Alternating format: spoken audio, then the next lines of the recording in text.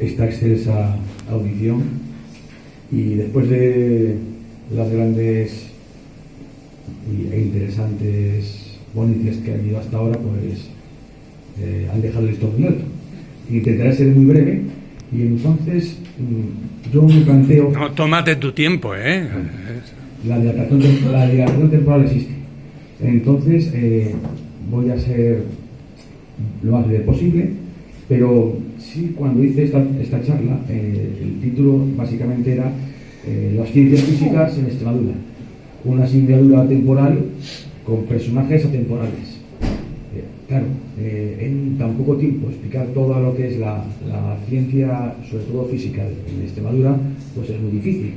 Entonces yo, en la ponencia que tengo, que está colgada en la web, una más extensa, pues propuse un símil. Imaginemos todos que estamos en una nave espacial que es capaz de trasladarse a través del tiempo. La llamé Urania, en honor a la musa de la ciencia, y con una pequeña picardía, gracias a un motor temporal llamado TARDIS, un poco lo que sepa algo de televisión, de ciencia ficción puede entenderlo, Doctor Who, pues vamos todos a imaginar pantallazos, imágenes. Vamos a viajar en el pasado a unos momentos dados en los cuales podremos, digamos, desarrollar y maravillarnos de la ciencia que hubo en Extremadura durante tanto tiempo. Mi objetivo no es que conozcamos a todos los sabios, genios y personajes extremeños, solamente una pincelada de que al menos todos salgamos aquí, digamos, conociendo y enorgulleciéndonos de que realmente en Extremadura hubo grandes genios. Muchos olvidados, otros exiliados, pero todos atemporales. También es verdad que, aunque yo hable de diferentes personajes, muchos entran más en ámbitos más que de física, de matemáticas, de astronomía, astrología, pero por eso yo el título le puse Ciencias Físicas, porque las ciencias físicas realmente es, según algunos autores, una especie de rama, disciplina de las ciencias que se diferencian de las ciencias de la vida y correspondería a lo que es la geología, astronomía, física y química. Pues, sin más preámbulo, cerramos los ojos, tocamos el botón TARDIS y la nave Urania nos lleva de repente a los reinos de Taifas, exactamente al reino de Taifas de Badajoz. Y aparece pues lo que llamo yo un matefísico. ¿Por qué? Porque realmente la física, realmente hasta Isaac Newton con su Principia, realmente no se convierte en disciplina un poco más especializada. Hasta ahora era filosofía natural. Sin embargo, hasta el siglo XIX no existen los científicos denominados físicos, con la nueva ciencia que aparece como la termodinámica, todo lo que fue el estudio del calor. Pero bueno, llegamos al reino de Taifas y básicamente encontramos un personaje que era un ulema, pero que fue famoso sobre todo por su estudio de las cantidades, del concepto de unidad. Y en ese sentido, su nombre, Ibn al-Siri. Esto un poco, me alejo un poquito. ¿Se entiende bien igualmente, no? Perfecto. Pues este personaje nació en Trujillo,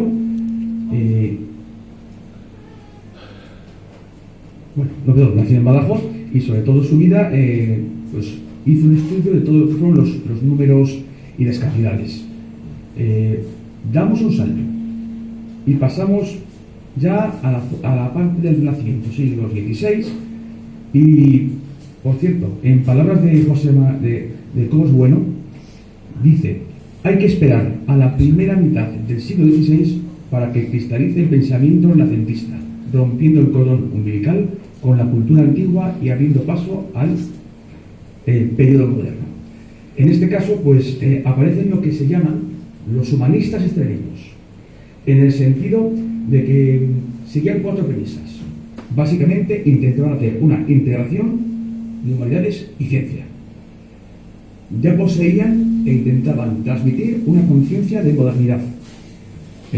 Aparecía ya una nueva comprensión de lo que era el saber de forma paulatina, progresiva y cimentada, y también teniendo un dominio, y esto es muy importante, de los géneros literarios y teóricos con ya las primeras aplicaciones didácticas.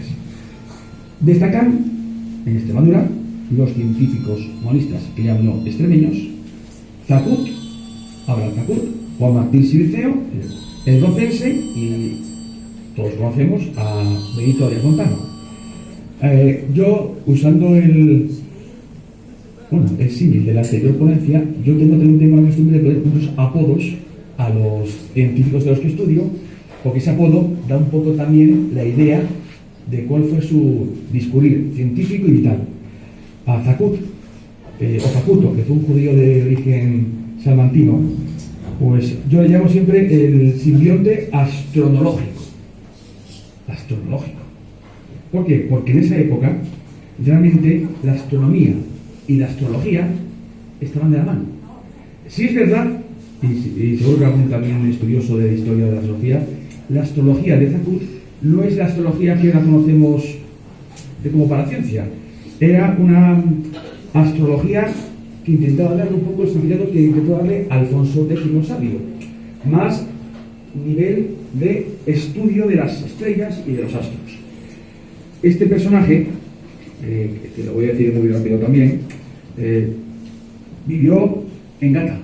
De hecho, su mecenas fue Zúñiga Pimentel, que fue el último maestro de la Orden de Alcántara.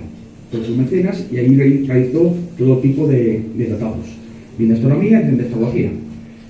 Luego seguimos en la nave espacial Urania, damos al botón, saltamos en el tiempo y aparece lo que se llama, lo llamamos, el cardenal matemático, Juan Martínez Rijardo Siliceo, que fue filósofo y teólogo.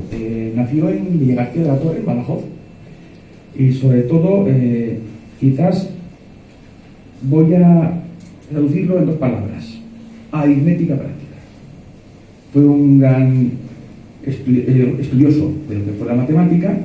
De hecho, tiene una obra que es el Ars Aritmética Theoretica, que incluso fue publicado en París, y realmente fue una figura muy importante.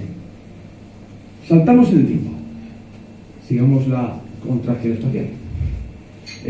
Mundo de Felipe II, y aparece el que llamamos la luz de Trento, Benito Arias Montano. Este señor, genio, pues nació en Fregenal de la Sierra, y sobre todo es importante por dos cosas: por su obra magna, nunca hemos dicho, Opus Magna, y dentro de ese libro pues hay un apartado que es quizás, incluso yo llamo la semilla de la física de los gases y de los fluidos. Tú sabes, todo científico, o sea, de otras ciencias, habla mucho de Boyle Mariot, por ejemplo, de los gases, pero es que Arias Montano estudió pues el término de fluido, incluso puso ejemplos, e incluso yo estudiando, por ejemplo, sé que Isaac Newton, Boyle Mariot dieron algunos tipos de fluidos, pero es que Arias Montano dio muchos más ejemplos. Incluyó la miel, el vino, el vinagre, cuando otros científicos como Newton se restringían básicamente a líquidos básicos. También me parece que es importante otro personaje, yo creo que es menos conocido, que es Diego de Santiago, lo que llamo yo el destilador de su majestad. De hecho, este señor, que nació en San Martín de Trevejo, si no me equivoco, pues trabajó en el laboratorio de destilación de la Real Botica del Escorial. Yo siempre, cuando hago estudios, sobre todo de Arias Montano, que también estuvo en esa zona, en esa época, en ese lugar, junto con Diego, pues todos tenemos idea de Felipe II, la imagen esta de hombre lúgubre, en sombras. Realmente uno indaga, y la ciencia que había en esa zona y en esa época es mucho más de lo que creemos. Y este extremeño, el destilador de su majestad, pues hizo importantes aportaciones a lo que es la destilación, bien en instrumentación, pero sobre todo en experimentación. Incluso ya fue uno de los pilares que empezaban ya a cuestionar lo que serían los métodos y la medicina galenista, que aún seguían el método de Galeno. Por supuesto, saltamos en el tiempo y aparece nuestro conocido eurocense, Francisco Sánchez de las Rozas, que este personaje, por ejemplo, tiene una obra, Esfera Mundi, que es un compendio de 14 secciones, creo que es, que habla un poco de todo lo que es el espectro del cielo, el zodiaco, pero tiene fallos. Yo, de hecho, estuve viendo unas tablas y hay, por ejemplo, algunos datos que, por ejemplo, algunos radios de algunos planetas, los básicos que dan, y no sé si es Saturno, que el dato realmente del radio terrestre no está correcto. Por supuesto, está adecuado, pero no es del todo correcto. También vamos a saltar un poco más, pulsamos el botón de Urania y pasamos a finales ya del 17, principios del 18, y aparece en España y en Extremadura los novatores. Los novatores básicamente se restringió sobre todo a lo que es la medicina, justamente lo que yo comentaba, la nueva medicina contra los galenistas que tenían la rémora de los métodos antiguos. Félix Pacheco Ortiz de Llerena, que es quizás el máximo exponente de este modelo novatores. Intentó hacer una medicina más institucional, más experimental, más científica y menos galenista. Pasamos a la ilustración y tenemos, por ejemplo, un caso como el Piscator de Guadalupe, Jerónimo Ojide de la Fuente, que también hizo diferentes tratados del orbe, de lo que son las estrellas, el espacio, e incluso yo considero que es uno de los primeros novelistas de ciencia ficción, porque para hacer sus novelas hacía como yo, de Hidrocoque, generaba un viaje y a partir de ese viaje personalizado iba explicando todos los procesos astronómicos. Pasamos a Juan Justo García. 5 minutos, ¿eh? Nació en Zafra en 1752, creo que fue. Y también hizo mucha matemática, pero por ejemplo, yo leí a este señor, me gustó mucho porque es que, fijaros que realmente en Extremadura se conocía lo que pasaba en Europa y estuvo explicando e incluso opinando sobre la disputa entre lo que él llamó el barón de Leibniz e Isaac Newton por la primacía del cálculo infinitesimal, que no solo se restringía a Inglaterra, en Extremadura y en España también se hablaba. Pasamos al siglo XIX y, por ejemplo, ya con las nuevas metodologías, incluso ya aparecen ya pues todos los desde el krausismo, todo lo que es la nueva pedagogía, pues yo siempre en Extremadura noto o cito dos fuentes de conocimiento. Uno fue lo que es la Escuela Normal de Cáceres y sobre todo también los institutos de segunda enseñanza, sobre todo de Badajoz, que fueron también puntales básicos de lo que fue la cimentación de la ciencia y la física. De hecho, el Instituto de Segunda Enseñanza de Badajoz, pues hay mucha información, bibliografía, en la página web tengo yo más ampliado el proceso, y pues resaltar Gregorio García de Meneses, Manuel Salurbo, Enrique Iglesias Jarque, Máximo Fuertes Acevedo, que quizás es muy famoso por sus charlas y dialectos sobre el darwinismo en España, la introducción del darwinismo, y seguimos ya pasando al siglo XX. En el siglo XX, pues siempre menciono a dos personas que realmente hay que ser consecuentes. Hicieron su vida, o parte de su vida científica, fuera de la comunidad, que son Ventura Reyes Prosper y Eduardo Lozano y Ponce de León, al que llamo yo el X-Man. El X-Man, ¿por qué? Porque justamente ese señor pues estudió y fue una eminencia en cuanto a el estudio de los rayos X, que en esa época Runge empezaba ya a vislumbrar ya la nueva física.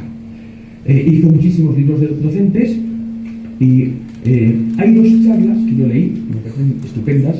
Una es las redacciones Runge, que son para qué sirven. Es una serie de conferencia que hizo en 1895, creo que fue, y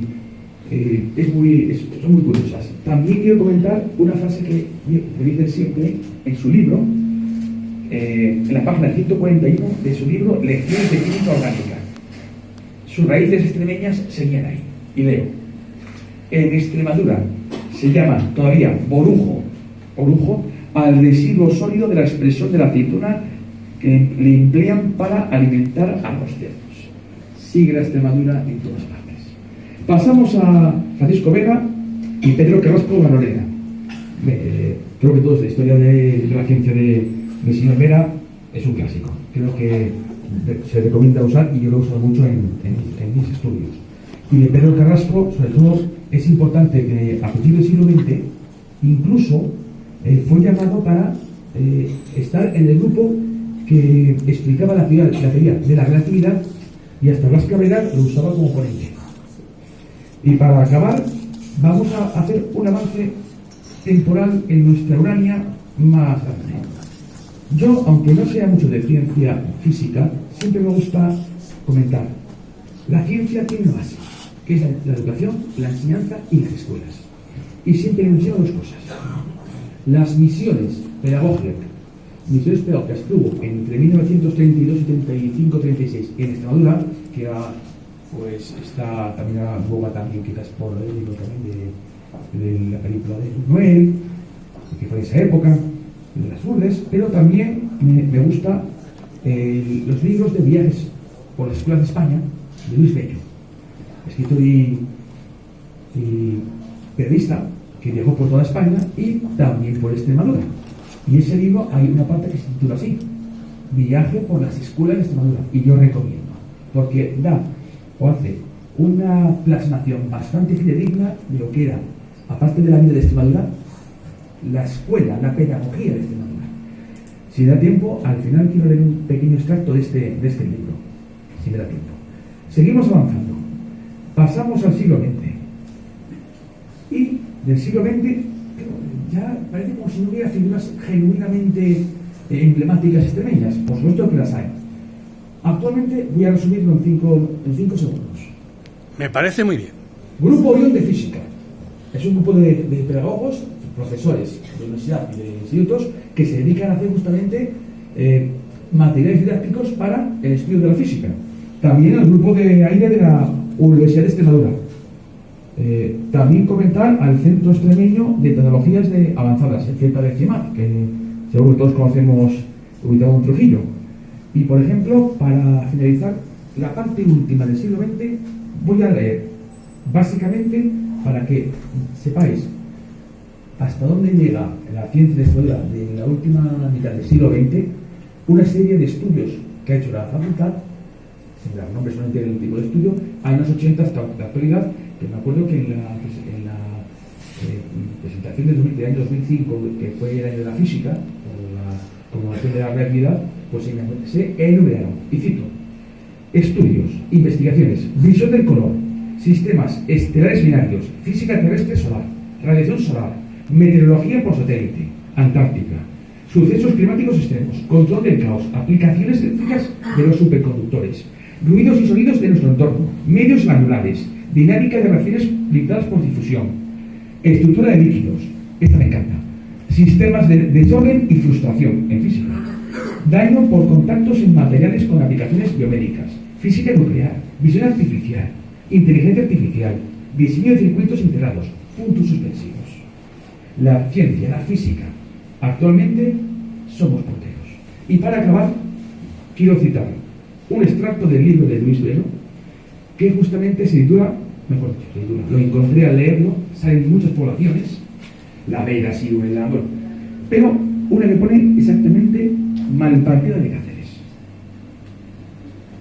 Y dice: hermoso pueblo, casas enjalbegadas, con un solo hueco abajo, la puerta y 2 ventanillas altas, tejadillos y chimeneas monumentales, calles anchas, limpias por donde pasan las mujeres con sus refajos, y pañizuelos con cacereños de colores vivos, la iglesia, el concejo, los soportales de la plaza abovedados. Es decir, tradición. El pueblo vive pobremente. Hemos visto en Cáceres a la gente de este lugar. Ellos son piconeros, carboneros, van al monte y venden en Cáceres el carbón. Buena voz, dientes blancos y siempre alegres. Pues gracias por atenderme y es un tercer paso.